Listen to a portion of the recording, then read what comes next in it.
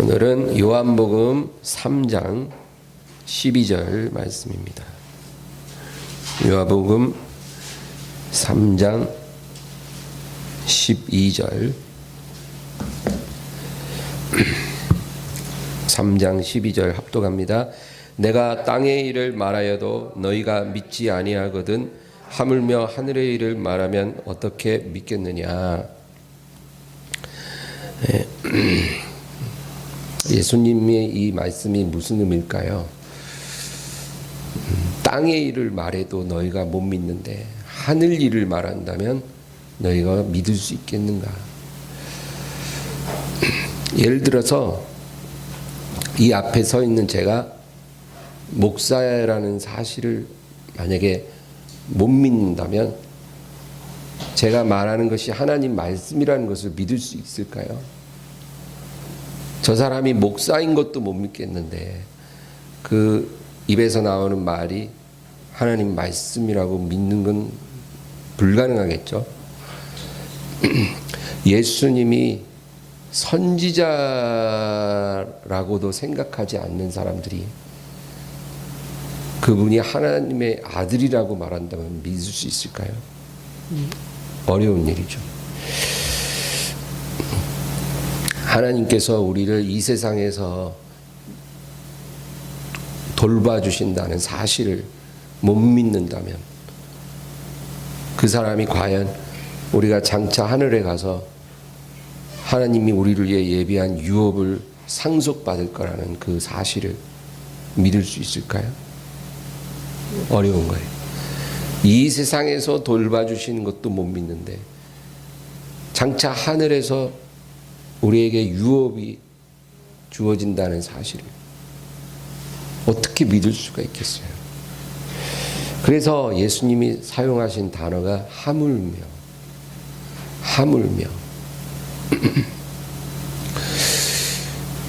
땅의 일을 말하는 것도 너희가 믿지 못하는데 하물며 하늘 일을 말하면 믿을 수 있겠니? 그래서 이 하물며라는 단어가 예수님 말씀 중에 굉장히 중요한 포인트예요. 그래서 제가 복음서에 예수님 설교 중에 하물며라는 단어를 몇 번 사용하셨는가 찾아봤어요. 영어로는 how then, how shall 뭐 이런 뜻인데 이 하물며라는 이 말을 예수님이 여러 번 쓰셨더라고요.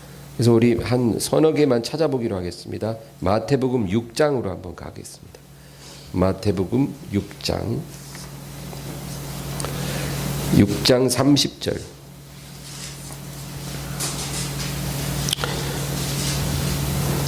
30절 합독합니다. 오늘 있다가 내일 아궁이에 던져지는 들풀도 하나님이 이렇게 비시거든 하물며 너희일까 보냐. 믿음이 작은 자들아.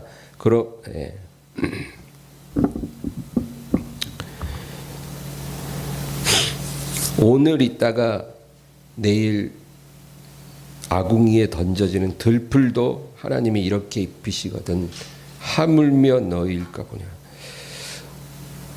보세요. 주님 설교가 너무 정확해요. 이 들풀 오늘 피었다가 내일 아궁이에 들어가는 이런 풀들조차도 하나님이 이렇게 입혀주셨는데 하물며 너희일까 보냐. 너희는 저 풀보다 더 훨씬 더 귀한 존재들 아니냐. 하물며 너희일까 보냐. 이 정도 말씀하시면 우리가 주님을 신뢰해야죠. 저 꽃들도 저렇게 입혀주시고 저 새들도 저렇게 먹여주시는 하나님인데 하물며 너희일까 보냐. 정말 중요한 말씀이죠. 그 다음에 마태복음 7장 9절에서 11절 읽겠습니다. 너희 중에 누가 아들이 떡을 달라 하는데 돌을 주며 생선을 달라 하는데 뱀을 줄 사람이 있겠느냐. 너희가 악한 자라도 좋은 것으로 자식에게 줄 알거든 하물며 하늘에 계신 너희 아버지께서 구하는 자에게 좋은 것으로 주시지 않겠느냐. 여기도 보면 하물며, 어떤 아들이 아버지한테 떡 좀 주세요 아버지 하는데 그 아들에게 돌을 줄 아버지가 있겠는가? 아들이 아버지한테 생선 좀 먹고 싶어요 그랬더니 그 아들한테 뱀을 던져줄 아버지가 있겠는가? 악한 아버지라도 지 새끼한테는 좋은 것 주는데 하물며 하나님 아버지께서 사랑하는 자녀들을 위해 좋은 것 주시지 않겠는가? 우리가 하나님 앞에 나쁜 거 달라고 구하는 경우는 없잖아요. 항상 하나님 앞에 우리는 좋은 거 달라고 간구하는데 하나님이 그렇게 간구하는 우리에게 나쁜 거 던져주시겠냐고요. 악한 부모도 그런 짓은 안 하거든. 하물며 하나님 아버지가 좋은 것 구하는 자식에게 좋은 것으로 주시지 않겠는가? 당연하죠. 그 얘기예요. 그 다음에 마태복음 10장으로 넘어가 볼까요? 마태복음 10장 24절 25절 25절 읽습니다. 제자가 그 선생보다 또는 종이 그 상전보다 높지 못하나니 제자가 그 선생 같고 종이 그 상전 같으면 족하도다. 집주인을 바알세불이라 하였거든 하물며 그 집 사람들이랴. 여기도 하물며 나와요. 집주인을 바알세불이라 부르는데 하물며 그 집 사람들은 뭐라고 부르겠니? 이 말씀이 뭘까요? 예수님더러 바알세불이라 그랬어요. 바리새인들이. 그러니까 예수님이 기적을 행하는 것은 바알의 능력으로 저렇게 하는 거다. 그러면서 예수님을 모독하고 예수님을 그렇게 아주 공격을 했다는 거죠. 그러면 예수님을 믿고 따르는 그 제자들한테는 어떻게 대하겠니? 그 얘기죠. 스승을 저렇게 비난하는 사람들이 그 제자는 가만두겠니? 선생을 저렇게 욕하는 사람들이 그 학생들은 가만두겠니? 그래서 제자가 그 선생보다 또는 종이 그 상전보다 높지 못하나니 제자가 그 선생 같고 종이 그 상전 같으면 족하도다. 집주인을 바알세불이라 하였거든 하물며 그 집 사람들이랴. 그러니까 이 말씀은 내 이름으로 인해 너희도 박해를 받을 수밖에 없다는 거예요. 사람들이 나를 미워하기 때문에 나를 사랑하고 따르는 너희들도 미워하고 박해를 할 것이다. 그건 당연하다. 오히려 반대로 우리가 예수 이름으로 아무 일도 당하지 않는다면 그게 진짜 문제인 거예요. 예수님을 미워하는 세상이 우리를 안 미워해. 예수님을 박해하는 세상이 우리는 박해하지 않아. 그러면 여러분 그게 문제예요. 뭔가 잘못됐다는 거예요. 세상이 예수님을 미워했다면 우리도 미워할 수밖에 없어요. 그게 당연하다. 마귀가 예수님을 미워하는 이유는 마귀가 소유한 걸 예수님이 빼앗기 때문이에요. 사실 이 세상은 마귀 것이거든요. 마귀가 탈취한 거예요. 그런데 예수님이 이 세상에 오셔서 십자가에서 마귀 권세를 패배시키고 그리고 그 이름을 믿는 자는 누구나 다 어둠에서 빛으로 사망에서 생명으로 오게 하셨거든요. 그러니까 십자가로 열어놓은 그 길로 그 좁은 길이긴 해요. 그러나 사람들이 계속 넘어오는 거예요. 예전에 마귀의 소유물이었던 영혼들이 주님께로 다 돌아오는 거예요. 그러니까 마귀는 점점 소유물이 줄어지는 거죠. 그러니까 마귀가 예수님을 미워라 하는 거예요. 교회를 미워라 하는 거예요. 여러분, 일본이 임진왜란이나 일제시대 때 우리나라 국보들을 많이 현해탄 너머로 밀반출했어요. 우리나라의 많은 문화재들이 일본으로 가 있다는 거죠. 근데 만약에 우리가 지금 특공대를 보내서 그거를 탈취해 갖고 왔다면 일본이 가만히 있겠어요? 절대 가만 안 있어요. 전쟁 날 거예요. 자기들이 우리나라에서 탈취해 간 거를 우리가 강탈해서 왔는데 가만 안 있는 거예요. 마귀가 예수님을 미워하는 게 딱 그런 거예요. 그래서 예수님 미워라 하는 거예요. 세상이 예수님을 미워하는 이유는 예수님이 오셔서 세상을 악하다고 말하기 때문에, 회개하라 그러기 때문에. 예수님이 아니면 세상에 대해서 회개하라고 말하는 자가 없어요. 그런데 예수님이 오셔서 세상을 악하다 하고 너희가 구원을 얻으려면 회개하고 나를 믿으라. 그러니까 세상 거슬리는 거예요. 그래서 예수님을 미워라 하는 거예요. 여러분, 예수님이 이 세상에 계실 때 그 예수님을 누가 미워했는지 아시죠? 죄인들, 세리, 창녀, 예수님을 사랑하고 따랐어요. 그 사람들은. 자기들을 막 품어주시니까 너무너무 감사하고 사랑했어요. 죄인 여자는 막 예수님 발등에 키스하고 막 눈물을 뿌리고 향유를 부었어요. 예수님을 미워한 사람들은 바리새인들이었어요. 제사장들이었어요. 거룩하다고 여겨지는 사람들이에요. 그들이 왜 예수님을 미워했겠어요? 거룩하신 하나님이신데. 예수님이 그들한테 회칠한 무덤이라 그랬거든요. 겉으로는 아름답게 꾸미지만 속에는 해골이 가득하다. 막 그렇게 말씀하시니까 그들이 예수님을 미워라 하는 거예요. 여러분, 세상은 원래 본질적으로 예수님에 대해서 관심이 없어요. 그냥 자기들이 이 세상에 살면서 먹고 마시고 행복하게 살 수만 있으면 그만이지 뭐 예수님에 대해서 관심 갖지 않아요. 그런데 이해관계가 부딪히면 그때부터는 예수님을 미워하고 교회를 박해하게 되어 있는 거예요. 이해관계가 부딪히는 거.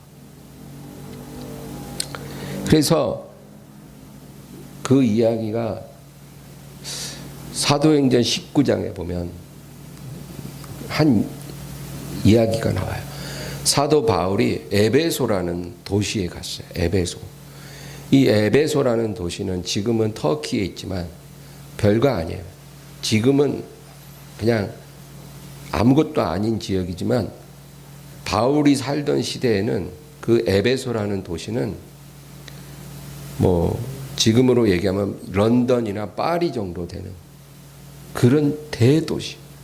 로마 제국 안에서 손가락에 꼽히는 대도시. 아주 번영하는 대도시. 그 에베소에 바울이 왔어요. 거기에 한 3년을 머물면서 복음을 전하는 거예요. 근데 이 에베소라는 도시는 어떤 도시냐면 아데미의 신전이 있었다 그래요. 아데미의 신전. 이 아데미라는 거는 아르테미스라고 하는 여신을 말해요. 아르테미스 여신.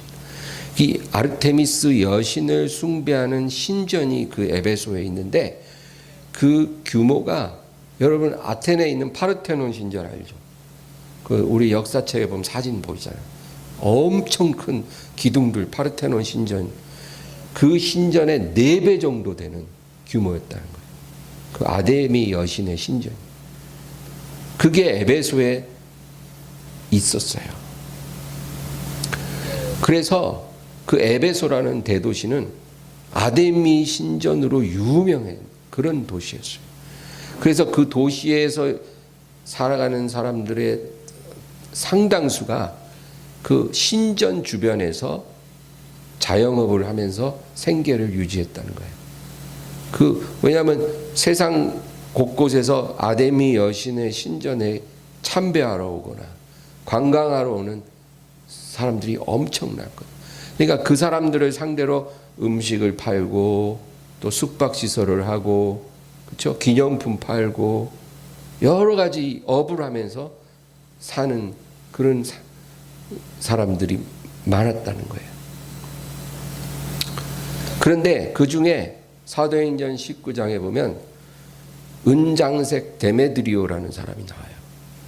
이 데메드리오, 은장색이라는 말은 은세공업자라는 뜻이에요. 그래서 은을 가지고 뭘 만드냐면 은감실, 우리 성경 여러분 보면 은감실이라고 나오는데 그게 뭐냐면 그 아데미 여신의 신전을 이렇게 모형을 뜬 그런 상품이에요. 그러니까 은으로 만들었어. 은으로 아데미 신전을 조그맣게 만들어서 파는데 날개도 친 듯이 팔리는 상품이에요. 그래서 그 데메드리오 같은 은장색이 그 에베소에는 굉장히 많았고 그들이 대대로 거기서 그 은감실을 팔면서 업을 해왔다는 거예요. 그런데 그때 불황이 와갖고 그 에베소에 사는 사람들이 장사가 안 되는 거예요. 수입이 급감했어. 여러분 시장이라는 거는 호황과 불황이 왔다 갔다 하잖아요. 그러니까 안 좋을 때야. 수입이 없어. 그러면은 사업하는 사람들은 너무 힘들잖아요. 그런데 보니까 저 바울이라는 사람이 복음을 전하는데 뭐라 그러냐면 여러분들이요 사람이 손으로 만든 것들은 사실은 신이 아니라 허망한 것입니다. 그런 것들에게 경배하는 것은 참으로 어리석은 일입니다. 하나님은 오직 살아계신 하나님 한 분밖에 없고 그분이 보내신 아들 예수 그리스도만이 우리를 구원할 구세주입니다. 그러므로 자기 죄를 회개하고 그분을 주님으로 영접하면 살 수가 있습니다. 이렇게 복음을 전하는 거예요. 3년간 바울이. 그 바울 때문에 자기들 수입이 감소한 건 절대 아니에요.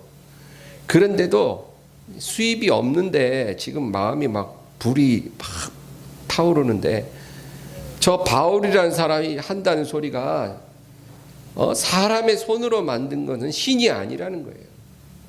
지금 자기들이 은으로 만들어서 팔아먹고 있는 게 그 우상인데 그게 허망한 거라는 거예요. 그러니까 이 데메드리오가 열받은 거예요. 그래갖고 자기랑 같은 세공업자들을 모아놓고 저 바울이란 작자가 세상을 소욕케 하는 이상한 요상한 사설을 우리 에베소에 와서 벌써 몇 년째 전하고 있다는 거예요. 저것 때문에 우리가 장사가 안 된다는 거예요. 지금 저것 때문에 우리가 다 이렇게 고생을 하고 있다. 저놈을 죽이자. 이러니까 막 사람들이 막 이제 가뜩이나 분풀이할 데가 없는데 딱 걸린 거예요. 그래서 바울을 잡아가지고 이제 돌로 쳐 죽이기 위해 어디로 가냐면 경기장으로 가는 거예요. 경기장 가갖고 거기서 인민재판 해갖고 돌로 쳐 죽이는 게 순서인데 그 소요 와중에 하나님의 은혜로 바울이 겨우 빠져나와서 그 3년간 머물렀던 에베소를 탈출한다. 이제 그 얘기가 사도행전 19장에 나오거든요. 여러분, 그래서 제가 왜 이런 장황한 얘기를 하냐면 마태복음 10장에 나오는 이 말씀이 그 얘기예요. 예수님이 집주인을 바알세불이라 했거든. 하물며 그 집 사람들이랴. 사람들이 나를 미워하는데 나를 믿고 전하는 너희를 미워하지 않겠는가? 당연하다. 여러분 우리가 이 세상에서 예수님 이름 때문에 박해받는 것은 당연한 거예요. 그 이름 때문에 욕먹고 공격받는 건 당연한 거예요. 오히려 예수님은 내 이름을 인하여 사람들이 너희를 박해하고 미워하거든 기뻐하고 즐거워하라. 하늘에서 너희 상이 큼이라. 대대로 세상은 내 종들을 박해하였다. 너희도 박해할 것이다. 그랬거든. 그리고 그것이 우리에게 상이라 그랬어요. 그러니까 여러분, 예수님이 이 세상 오시기 전에 우리가 이 세상에서 어떤 모양으로든지 세상의 미움을 받고 오해를 받고 그리고 박해받는 것은 이상할 일이 아니라 당연하다. 그러니까 놀라지 말고 두려워하지 말고 위축되지도 말고 묵묵히 하나님을 섬기는 사람이 되기를 바랍니다. 네, 하나님을 섬기는 사람이 되세요. 그리고 복음을 부끄러워하지 마세요. 다만 상황에 따라서는 지혜롭게 행하세요. 지혜롭게, 뱀같이 지혜롭게 하되, 그러나 마음에 예수님 모시고 사는 사람으로서 복음을 부끄러워하지 말라. 그리고 이 일로 인해서, 내 믿음으로 인해서 박해받고 불이익받고 손해당하는 건 이상한 일이 아니라 당연한, 예수님을 못 박은 세상이 우리를 박해하는 건 당연한 거다. 그렇게 생각하시기를 바랍니다. 그리고 마지막으로 누가복음 18장 하나 더 찾아볼까요? 누가복음 18장.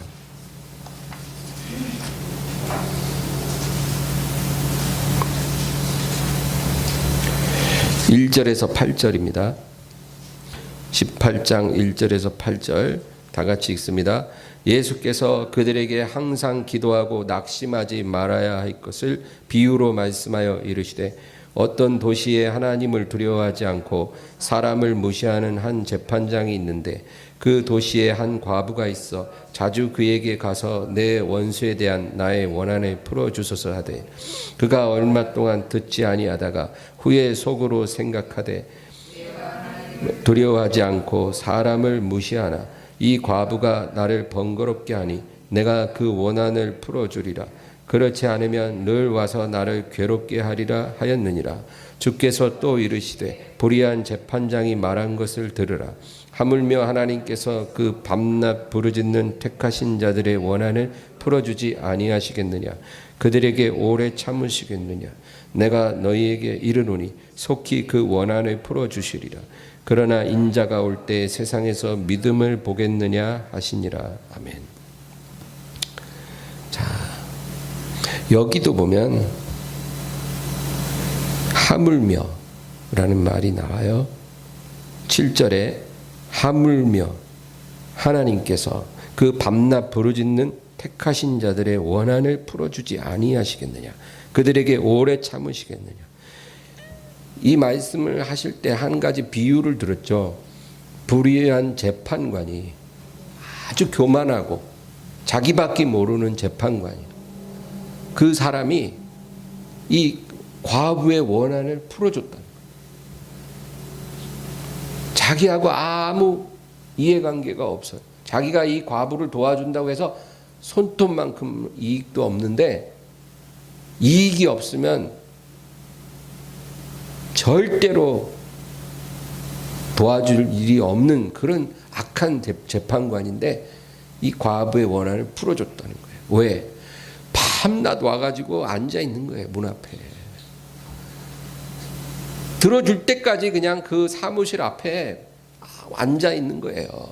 그리고 이 재판관이 화장실 가려고 나오면, 재판관님 이 원한을 풀어주세요.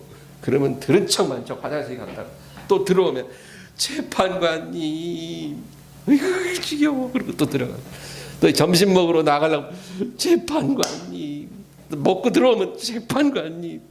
이거를 계속 하니까 아주 미치겠는 거예요. 그래갖고 혼자 가만히 불현듯 생각하는 거예요. 아, 저거 빨리 해결해 줘야 끝나겠다. 내가 살기 위해서 저 과부의 원한을 풀어줘야 되겠다. 들어오라 해봐. 뭔데? 알았어. 해결해 주지. 그러고 바로 그 원한을 풀어줬다는 거예요. 예수님이 그 비유를 하시면서 하물며 하나님께서 그 밤낮 부르짖는 택하신 자들의 원한을 풀어주지 아니하시겠느냐? 그들에게 오래 참으시겠느냐? 여러분, 하나님은요, 이 불의한 재판관보다 억만배 선하시고 의로우시고 자비로우신 하나님이세요. 그런 하나님이 하물며 그 택하신 자녀들의 원한을 풀어주지 않겠는가. 그러니까 여러분, 우리가 하나님 앞에 이 믿음 갖고 하나님을 움직일 수 있는 믿음 갖고 나가야 돼요. 그 하나님 들어주신다는 거예요. 그런데 이 8절이 중요해요.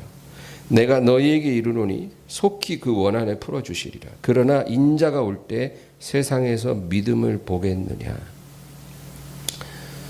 그러나 예수님 오실 때 과연 이 세상에 그런 믿음, 끝까지 이 믿음 지키고 주님을 구하고 있는 사람들을 볼 수 있겠는가. 여기서 믿음이라는 것은 하나님의 응답을 끝까지 기다리는 사람이에요. 끝까지. 이런 사람이 있겠는가. 여러분, 우리가 이 믿음을 이야기할 때 체념과 내려놓음의 차이를 꼭 알아야 돼요. 체념하는 것과 내려놓는 것이 다르다. 체념이라는 것은 우리가 갖고 있는 소망을 버리는 거예요. 내가 갖고 있었던 그 소망을 버리는 거. 그게 체념이에요. 완전히 그냥 포기해버리는 거예요. 그러나 내려놓는 거는 우리가 갖고 있는 소망을 버리는 게 아니라 드리는 거예요. 하나님께. 그게 달라요. 체념은 버리는 것이고 내려놓는 거는 소망을 하나님께 드리는 거예요. 여러분, 소망이 바로바로 이루어지면 얼마나 좋겠어요. 남편 구원받는 거, 그쵸? 또 자식들이 확 변화받는 거, 사업적으로 정말 축복이 임하는 거, 오랜 고질병이 낫는 거, 여러 가지 소망 우리가 이 세상에서 가질 수 있잖아요. 근데 그게 바로바로 이루어지면 너무 감사한데 그게 안 이루어지면 아픔이 됩니다. 그게. 그래서 잠언서 13장 12절에 소망이 더디 이루게 되면 그것이 마음을 상하게 하나니 소원이 이루는 것은 곧 생명나무니라. 소망이 더디 이루면 마음을 상하게 한다. 그런 말씀도 있어요. 소망이 더디 이루어지면 마음이 상하고 아픔이 돼요. 그래서 이 아픔을 갖고 사는 게 너무 힘드니까 사람들이 그 소망을, 아픔이 된 소망을 그냥 버리는 거예요. 그런데 그건 체념이고 이것을 하나님께 드리는 것은 내려놓음이에요. 여러분, 체념하지 말고 내려놔야 된다, 그 말입니다. 그게 비슷해 보여요. 둘 다 마음이 편해지거든요. 일단 내게서 떠나게 하니까. 근데 아주 달라요. 예를 들어 어떤 사람이 사업을 해요. 그런데 이제 물건을 만들어서 이제 납품하는 사업이라 쳐요. 그러면 만드는 이 사람은 하청이고 납품하는 거를 뭐라 해요? 원청이라 그러나요? 그럴 거예요. 그런데 물건을 만들어서 납품을 했는데 그 원청이 대금을 주기도 전에 망해버렸어. 그러면 그냥 돈이 사라진 거예요. 돈을 받을 수가 없는 거예요. 그런 상황이 있고, 납품을 딱 했는데 그 원청이 아주 단단한 대기업이야. 아주 자금 상태는 좋아. 그러나 다른 여러 가지 문제가 있어서 대금을 조금 늦게 주겠다고 하는 거예요. 그리고는 약속 어음을 나한테 발행을 해줬어. 그러면 그 약속 어음은 조금 시간이 지나면 반드시 현금화 되는 거예요. 반드시 그 돈을 받을 수 있다, 그 말이에요. 그러니까 그 차이가 있다는 거예요. 우리가 소망을 하나님께 드리면 하나님이 우리에게 약속 어음을 주시는 거예요. 그 약속 어음은 누가 발행한 거냐면 하나님이 발행했다 그거예요. 그러니까 포기하지 말고 버리지 말고 그거를 하나님께 드려버려요. 하나님, 내 자녀들이 변화되는 거 힘으로 능으로 되는 거 아니고 하루아침에 될 일 아닌 거 압니다. 그런데 너무 이것이 아무런 변화가 없고 시간이 오래 갔기 때문에 제 마음이 너무 상했어요. 그래서 이제 이 일로 제가 더 이상 아파하지 않고 이 소망을 하나님께 드립니다. 하나님, 제게 약속어음 주세요. 그러면 하나님이 우리에게 약속을 해 주시는 거예요. 네가 나에게 준 소망을 이루어 주마. 할렐루야. 우리가 아브라함처럼 귀로 음성을 듣고 그렇게 하지 않아도 예수 그리스도 안에서 우리가 선한 소망을 하나님께 드리면 하나님이 우리에게 그것을 이루어 주시겠다고 약속을 자동적으로 해 주세요. 여러분, 그리고 더 이상 거기에 대해서 아파하지 말고 그 무거운 짐을 지고 가지 말기를 바라요. 아브라함을 보세요. 아브라함을 왜 믿음의 조상이라고 하는지 아세요? 믿음을 가지고 살았던 사람이 한둘인가요? 다니엘도 믿음의 사람이죠. 요셉도 믿음의 사람이죠. 다윗도 믿음의 사람이에요. 엘리야도 믿음의 사람이에요. 다 둘째가라면 서로 말하는 믿음의 사람인데 왜 아브라함에게 믿음의 조상이라고 하나님이 그렇게 칭하셨냐면 아브라함의 생애가 믿음을 가장 확실하게 보여주는 생애이기 때문에 그렇게 칭하신 거예요. 여러분, 하나님이 아브라함에게 약속한 축복은 크게 두 가지예요. 하나는 땅의 축복이고 또 하나는 자손의 축복이에요. 내가 너 눈에 보이는 동서남북의 이 모든 광활한 영토를 너와 네 자손에게 영원히 주리라. 그 축복이고 또 하나는 너의 자손을 하늘의 별보다도 많게, 셀 수 없을 정도로 많게 하리라. 그 축복을 약속하셨어요. 약속어음을 주셨다 이거예요. 그런데 그걸 받을 때는 참 기분 좋죠. 그런데 아브라함이 죽을 때 자손이 몇 명이었는지 아세요? 이삭 하나였어요. 약속의 아들은 하나였어요. 딱 하나. 그 아들 하나 보고 장가가는 거 보고 그리고 죽었어요. 약속은 엄청난데 눈으로 확인한 그 시련은, 약속의 시련은 그냥 아들 하나. 그거 보고 죽었어요. 땅은 얼마나 있었을까요? 땅은 자기 아내 사라를 장사하기 위해서 막벨라 굴을 하나 샀거든요. 햇사람들한테. 그 굴 하나예요. 굴 하나. 매장지로 쓸 굴 하나와 그 주변 밭. 손바닥만한 땅을 갖고 있었을 뿐이에요. 그러고 아브라함이 죽었어요. 죽을 때 아브라함이 어떤 마음이었을까? 원통하고 분하다. 하나님한테 속은 것이 너무 억울하다. 이러고 죽었을까요? 아니죠. 아브라함은 눈 감을 때까지도 하나도 하나님께 서운하지 않았어요. 왜? 그것이 반드시 이루어질 것을 알았기 때문에. 자기 눈으로는 비록 그 손바닥만한 땅과 아들 하나를 보고 죽지만 하나님의 약속 어음은 유효하다는 걸 알거든. 그리고 지금까지 수천 년을 흘러오면서 그 약속이 성취되어 가고 있어요. 지금 아브라함의 자손은 몇백만 명이에요. 그리고 그 자손들이 살고 있는 이스라엘 땅이 있어요. 그런데 그게 완전히 지금 다 이루어진 게 아니라 예수님이 이 세상에 재림하시고 나면 완전히 이루어지는 거예요. 여러분, 그것은 오랜 시간이 흘렀을 뿐이지 다 완벽하게 성취되는 하나님의 약속이었던 거예요. 그러니까 그래서 아브라함을 믿음의 조상이라고 그러는 거예요. 우리 보고 그 조상을 닮아라 그 얘기예요. 아브라함을 믿음의 조상이라는 건 우리는 그 조상을 섬기는 후손이라 그 말이에요. 닮아가라, 따라가라. 그렇게 살아라. 그러니까 우리 마음속에 어떤 소망이 있든지 간에 그거 체념하지 마시고 포기하지 말고 하나님께 드리세요. 하나님, 언제가 됐든 어떤 식으로든 하나님은 그것을 완벽하게 이루어 주실 것입니다. 나는 믿습니다. 그리고 감사할 것입니다.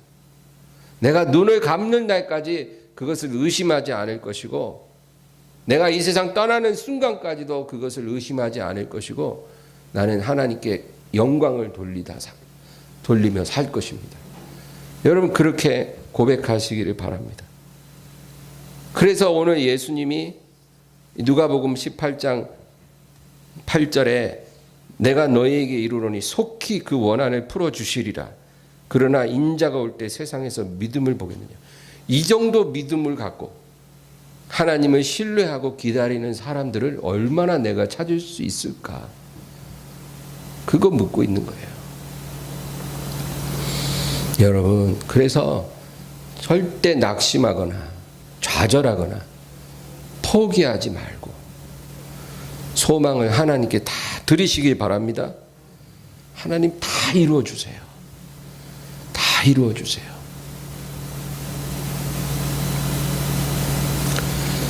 불의한 재판관도 이 과부의 원한을 풀어줬는데 하물며 하나님께서 자녀들의 원한을, 그 소망이 안 이루어지고 오래가면 원한이 돼요. 그 원한을 그냥 외면하시겠냐고요. 다 들어줘요. 네.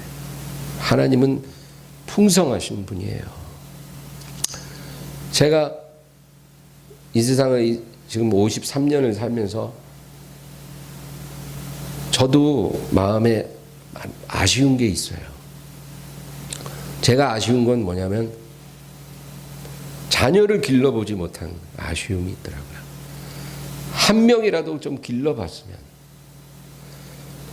그래서 이렇게 길을 나가면 가족들이 이렇게 나와서 엄마가 유모차 끌고 가는 게 그렇게 부러울 수가 없어요.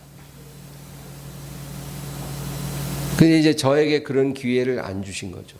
근데 유산된 아기들이 있거든요. 유산된 아기들이 있어요, 제가. 그 아기들이 분명히 하나님 품에 있을 거거든요. 그리고 제가 장차 그 아기들을 만나게 될 거거든요. 저는 그걸 확실히 알아요. 이 세상에 태어났다가 죽었기 때문에 그 아기들을 반드시 보게 될 거예요. 그러니까 이 세상에서는 내가 그런 거를 경험하지 못했지만 하나님께서 반드시 그 내 아쉬움을 다 갚아주신다는 그 소망을 포기하진 않았어요. 네, 저도 그렇게 살고 있거든요. 그러니까 여러분, 우리 하나님은 우리를 서운하게 하시지 않아요. 내가 너희들을 위해 예비한 것은 너희 눈으로도 본 적 없고 귀로도 들은 적 없고 마음으로도 생각해 본 적이 없는 너무나 아름답고 황홀한 것이 될 것이야. 주님께서 말씀하시잖아요. 그러니까 그거 믿고 모든 소망을 하나님께 다 맡기세요. 하나님이 허락하시면 우리가 이 세상 사는 동안에도 그것을 어느 정도 보게도 하실 거지만 진정으로 하나님의 그 시간은 예수님이 재림하셨을 때 우리에게 다가온다는 것을 잊지 마세요. 여러분, 우리 삶의 최종 결단은 예수님이 오셔서 모든 것 판결하고 보상할 때 일어나요. 그때 진짜 기뻐할 수 있는 사람이 진짜 승리자예요. 그걸 믿으시고 그때까지 소망은 주님께 다 드리시고 감사하며 살기를 바라요. 그러면 우리 승리할 것입니다. 이 믿음 갖기를 주의 이름으로 축원합니다. 우리 합심해서 주여 한번 간절히 부르고 기도하겠습니다. 주여.